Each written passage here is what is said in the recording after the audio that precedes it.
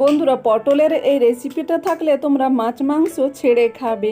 পটলের এই রেসিপিটা দিয়েই তোমরা কিন্তু এক থালা ভাত নিমেষেই খেয়ে ফেলবে। এতটাই সুস্বাদু এই পটলের রেসিপিতে। চলো রেসিপিটা দেখতে থাকো, আশা করছি ভালো লাগবে। রেসিপিটি বানানোর জন্য 250 পটল নিয়েছি। তারপর পটলটাকে খোসা ছাড়িয়ে পটলটাকে মাঝ বরাবর কেটে নিয়েছি, আর একটু খোসা রেখেই আমি এটাকে কেটে নিয়েছি। তারপর গ্যাসের মধ্যে কড়া বসিয়ে 2 চামচ সাদা তেল দিয়ে তেলটা ভালো করে গরম করে নিয়ে পটলটা ভেজে নিতে হবে নুন হলুদ দিয়ে।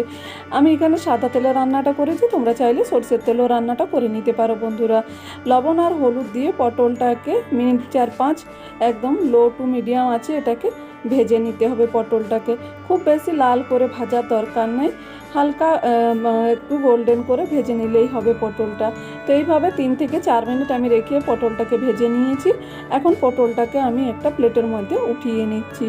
তো পটলটা ভাজা হয়ে গেছে, এখন প্লেটে উঠিয়ে নিয়েছি। তারপর ওই তেলের মধ্যে আবার 1 চামচ তেল দিয়ে আমি এর মধ্যে দিয়ে দেব দুটো বড় সাইজের আলু দুটোকে আমি লবণ দিয়ে ভেজে নিচ্ছি। আমি হলুদ দিইনি, তোমরা চাইলে লবণ হলুদ দিয়ে ভেজে নিতে পারো।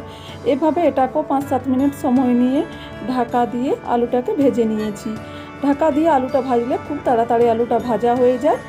তো আলুটা ভাজা হয়ে গেছে, এখন আমি আলুটাকে উঠিয়ে নিচ্ছি। এর থেকে বেশি আলুটা ভাজার দরকার নেই বন্ধুরা।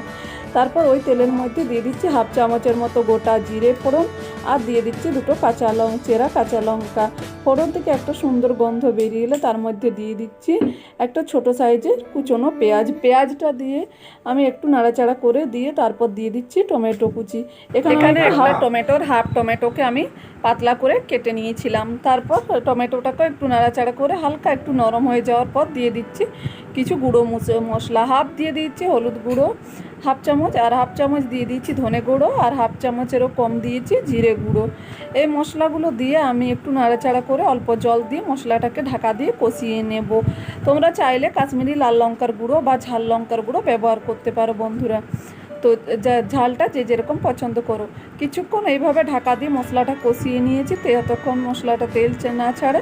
তো মশলা থেকে যখন তেল ছেড়ে দিয়েছে তার মধ্যে দিয়ে দিচ্ছি এর মধ্যে কাজু আর পোস্ত বাটা। এর মধ্যে দিয়ে দিয়েছিলাম 10-12টা কাজু আর 2 চামচের মতো পোস্ত, 2 কাঁচা লঙ্কা দিয়ে বেটে নিয়েছিলাম। এখন সেটা দিয়ে একটু নাড়াচাড়া করে বাটি ধোয়া জলটা দিয়ে আবারও একটু ভালো করে নাড়াচাড়া করে মিশিয়ে নিয়ে ঢাকা দিয়ে একটুখানি কষিয়ে নেব। তবে তার আগে দিয়ে দেব এর মধ্যে স্বাদ মতো লবণটা আমি এখন অ্যাড করে দিচ্ছি। লবণটা দিয়ে ভালো করে আবারও মিশিয়ে নিয়ে এটাকে ঢাকা দিয়ে মিনিট 2 সময় নিয়ে কষিয়ে নেব একদম লো ফ্লেমে।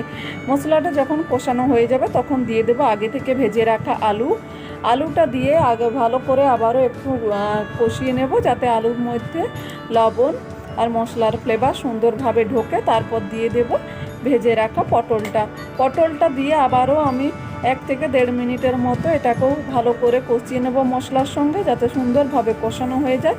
তারপর দিয়ে দেব হালকা উষ্ণ গরম জল। এর মধ্যে আমি দিয়ে দিয়েছি কফি কাপের হাফ কাপের মতো জল, উষ্ণ গরম জল ব্যবহার করেছি।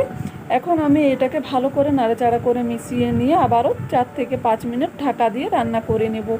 এইভাবে পটল খেয়ে দেখবে বন্ধুরা, খেতে কিন্তু দুর্দান্ত লাগে। তোমরা যারা পেঁয়াজ রসুন পছন্দ করো না তারা কিন্তু পেঁয়াজটা স্কিপ করে দিতে পারো। এভাবে পটল রান্না করলে ছোট থেকে বড় সকলে খুব পছন্দ করে খাবে বন্ধুরা। আর এটা গরম গরম ভাতের সঙ্গে খেতে দুর্দান্ত লাগে। শুধু ভাত না, ভাত রুটি পরোটা যে কোনো কিছুর সঙ্গে পরিবেশন করতে পারো। রেসিপিটা ভালো লাগলে অবশ্যই চ্যানেলটি লাইক দিয়ে সাবস্ক্রাইব করতে ভুলো না, আর কমেন্ট করে জানাতে ভুলো না কেমন